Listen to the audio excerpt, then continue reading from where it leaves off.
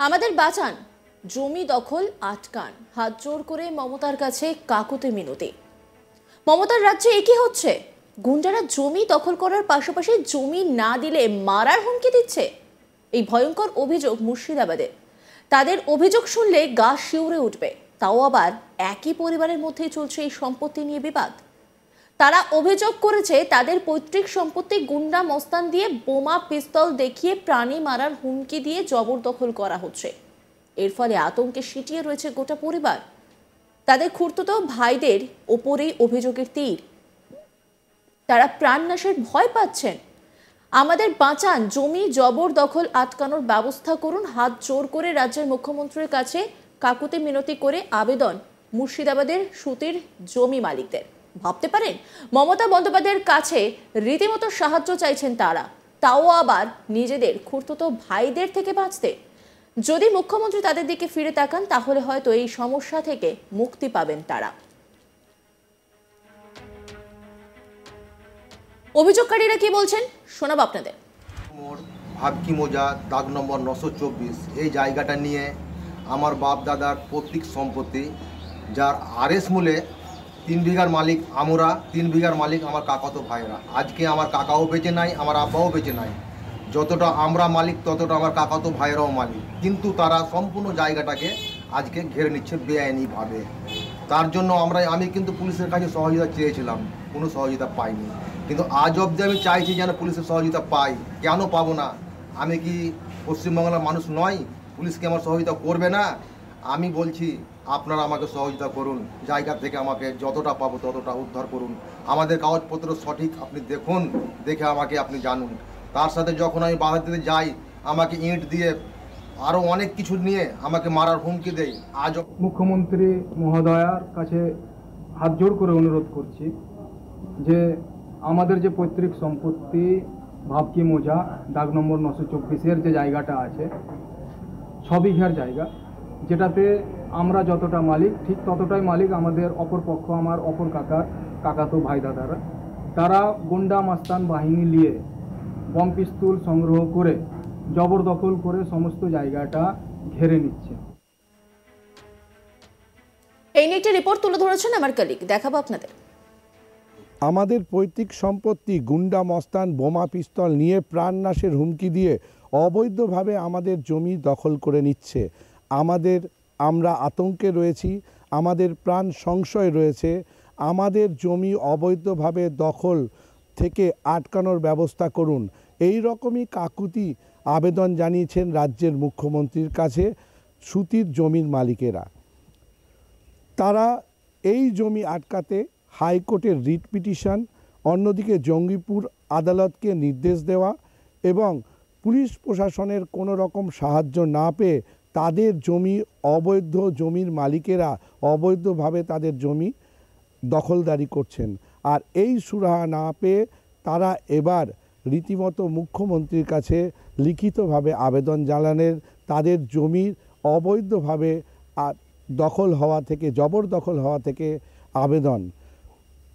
স্থানীয় সূত্রে এবং এই দুই পরিবার সূত্র তথ্য অনুযায়ী জানা যায় যে মুর্শিদাবাদের সুতি ব্লকের ভাবকি মৌজায় ধলার মোড়ের কাছে 12 নম্বর জাতীয় সড়ক সংলগ্ন 924 দাগের একটি 6 বিঘা জমি রয়েছে, যা পূর্বে আব্দুল হক ও ফজলুল হক দুই ব্যক্তির জমি, যা উত্তরসূরীয় আব্দুল হক এবং ফজলুল হক দুজনেই মৃত এবং তাদের উত্তরসূরীরা এই জমির অধিকারী। কিন্তু বর্তমানে দেখা যাচ্ছে যে আব্দুল হকের যারা উত্তরসূরী রয়েছে তারা এই জমির ভাগ পাচ্ছেন না এবং এই জমির রীতিমতো ফজলুল হকের স্থানীয় সূত্রের খবর যে তার রাজনৈতিক প্রভাব রয়েছে, সেই রাজনৈতিক প্রভাব খাটিয়ে রীতিমতো এই পুরো জমি অর্থাৎ 6 বিঘা জমিটি তার নিজের দখলে করেছেন। যদিও স্থানীয় সূত্রের তথ্য অনুযায়ী উঠে আসছে আব্দুল হক এবং ফজলুল হক তারা কাকাতো, যদিও এই দুই ব্যক্তি আজ বেঁচে নেই, তাদের উত্তরসূরীরা কিন্তু কাকাতো ভাই এবং এই কাকাতো ভাই হওয়ার পরেই রীতিমতো ফজলুল হক আব্দুল হকের উত্তরসূরীদের সমস্ত জায়গা জমি দখল করে নিচ্ছে অবৈধভাবে। এবং শুধু তাই নয়, তাদের এই ফজলুল হকের উত্তরসূরিদের বিরুদ্ধে আব্দুল হকের অভিযোগ যে তারা মাফিয়া এবং জমির মালিকের সাথে মিলে এই পুরো জমিটি দখল করেছেন। অন্যদিকে স্থানীয় সূত্রের বক্তব্য যে সেই জমি এখন কিন্তু আর ফজলুল হকের অধিকারে নেই, সেই ফজলুল হকের হাত থেকেও জমি মাফিয়াদের হাতে চলে গেছে। ইতিমধ্যে স্থানীয় যে তথ্য এবং আব্দুল হকের পরিবাররা যে অভিযোগ করেছেন সেই অভিযোগে দেখা যাচ্ছে যে জঙ্গিপুর আদালতের নির্দেশকে তোয়াক্কা না করে পুলিশ প্রশাসনের দ্বারস্থ বারবার হয়েছেন আব্দুল হকের উত্তরসূরিরা, কিন্তু দেখা যাচ্ছে যে সেই জঙ্গিপুর কোর্টের নির্দেশকে তোয়াক্কা না করে মাফিয়ারা জমির তাদের প্রাণনাশের হুমকি দিচ্ছে এবং ইতিমধ্যেই এই 3 বিঘা জমি যার রীতিমতো অধিকার হচ্ছে আব্দুল হকের উত্তরসূরিদের, সেই 3 বিঘা জমিও কিন্তু তাদের কাছ দিয়ে কেড়ে মোট 6 বিঘা জমির কিন্তু ইতিমধ্যেই জমি মাফিয়ারা দখল করে নিয়েছেন বলে তাদের পরিবারের অভিযোগ। অন্যদিকে এই জমি আটকাতে বারবার তারা হাইকোর্টে রিট পিটিশন করেছেন।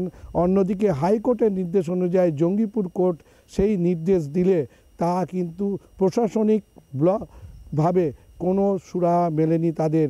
তারা বারবার ব্লক প্রশাসন, স্থানীয় পুলিশ প্রশাসনের দ্বারস্থ হয়েছেন, কিন্তু এই জমি উদ্ধারের ক্ষেত্রে তাদের পাশে কেউ দাঁড়ায়নি বা এখন পর্যন্ত তারা এই জমির সুরাহা করতে পারেননি।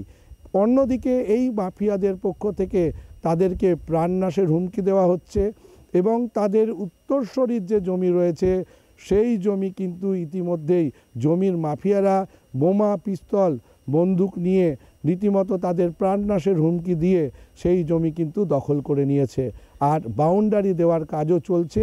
ইতিমধ্যেই তারা অভিযোগ তুলেছেন যে পুলিশ প্রশাসন কিন্তু কর্ণপাত করছেন না, কিন্তু এই পুলিশ প্রশাসনকে বারবার তারা দরবার করেছেন যে কোর্টের নির্দেশ রয়েছে, কোর্টের নির্দেশ থাকা সত্ত্বেও এই আব্দুল হকের উত্তরসূরিরা কিন্তু তারা হাত জোর করে করজোড়ে রাজ্যের মুখ্যমন্ত্রীর কাছে তাদের পৈতৃক সম্পত্তির যে জমি সেই জমি যাতে তারা অবৈধভাবে এই দখল করে নিচ্ছে সেই দখল আটকানোর জন্যই, জবরদখল আটকানোর জন্যই তারা অবশেষে মুখ্যমন্ত্রীর কাছে লিখিতভাবে হাত করজোড়ে তাদের আবেদন জানিয়েছেন। তাদের প্রধান বক্তব্য বা মূল বক্তব্য রয়েছে তাদের উত্তরসূরির এই জমি যাতে তাদের ফিরিয়ে দেওয়া হয় সেই ব্যবস্থা মাননীয় মুখ্যমন্ত্রী গ্রহণ করেন, এভাবে তারা কাকুতি মিনতিভাবে মুখ্যমন্ত্রীর কাছে আবেদন জানিয়েছেন। যদিও এই জমির কিন্তু এখন পর্যন্ত কলকাতা হাইকোর্টের নির্দেশ জঙ্গিপুর কোর্টকে নির্দেশ দিলেও তা কিন্তু সুরাহা করতে পারেনি ব্লক প্রশাসন বা স্থানীয় প্রশাসন। নজর রাখুন আজ তাক বাংলার ইউটিউব স্ট্রিমিংয়ে।